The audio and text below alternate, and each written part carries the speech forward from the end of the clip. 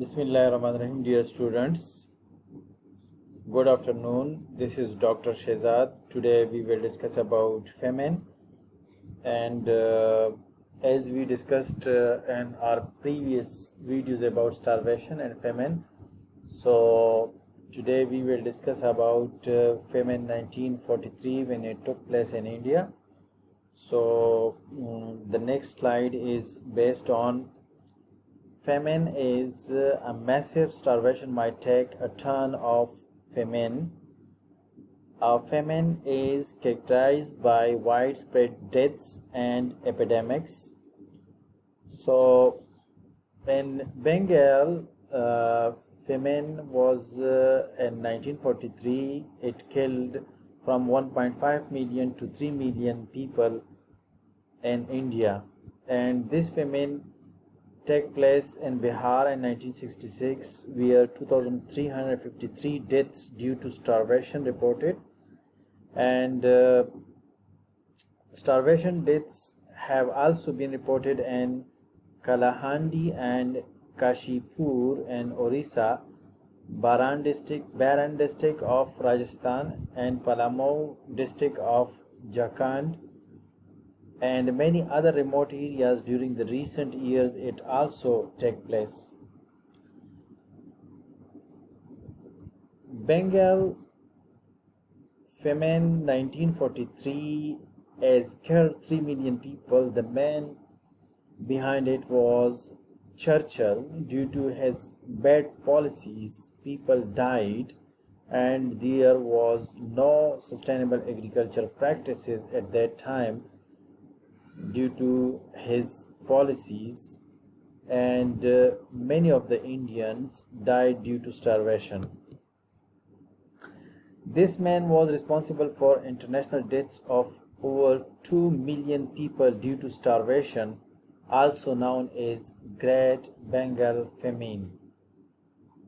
So, as it is quoted by I had Indians, they are beastly people with a beastly religion. The famine is their own fault for breeding like rabbits. So these were the remarks and comments of the Churchill at that time.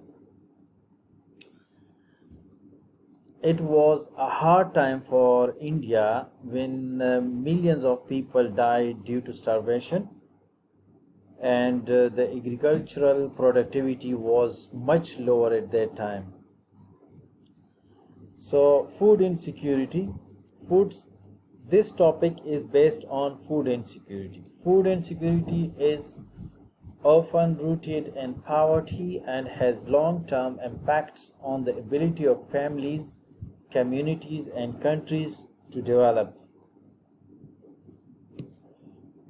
Worst affected groups: landless people, traditional skilled worker, traditional services providers, self-employed workers,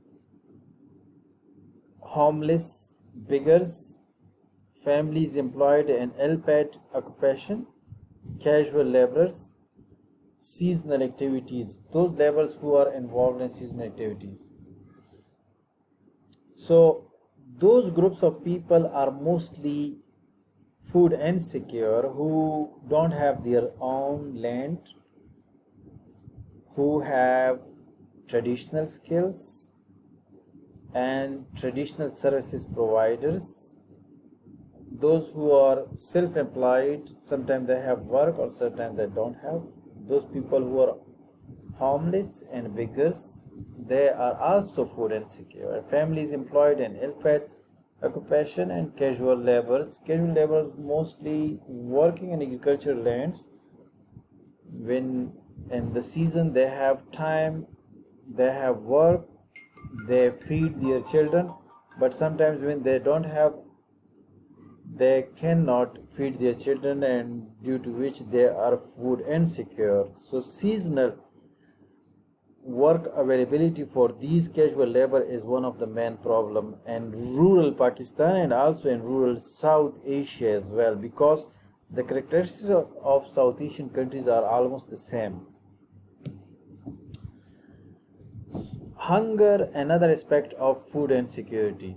Chronic hunger, inadequate diet for a long time when people don't have access to food. Poor people suffer from chronic hunger. Poor people mostly are unable to get sufficient food. Seasonal hunger is due to agricultural activities in rural region or urban areas, mostly casual labor are working.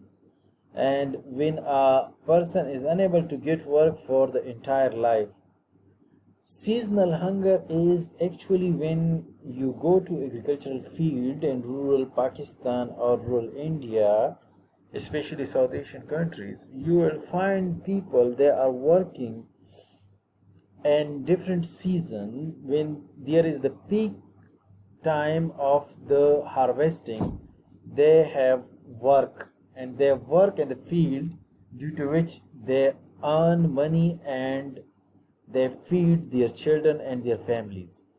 But when there is no peak time or there is uh, uh, no activity in the fields for these casual laborers, they are unable to provide sufficient food to their children.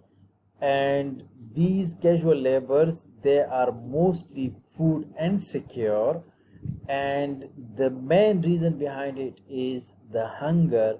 And another aspects of food insecurity is one of hunger in these regions, especially in South Asian countries.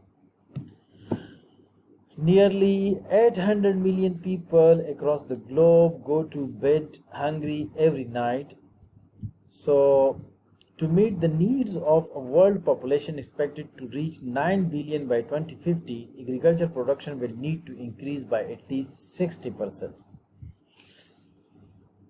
As the population is growing up and up, so agriculture production is needed for this world, so that to feed the huge population by 2050 we need to have more than 60% of the agricultural production or agricultural productivity, and its increase, because there are the population is going to be 9 billion by 2050. So we should have to focus on sustainable agricultural practices within the region, not only in South Asia and sub-Sahara African countries, and also in North America. So all over the world we need to practice sustainable agricultural development or sustainable agricultural development policies in order to improve rural agriculture development. Thanks for watching. So please subscribe.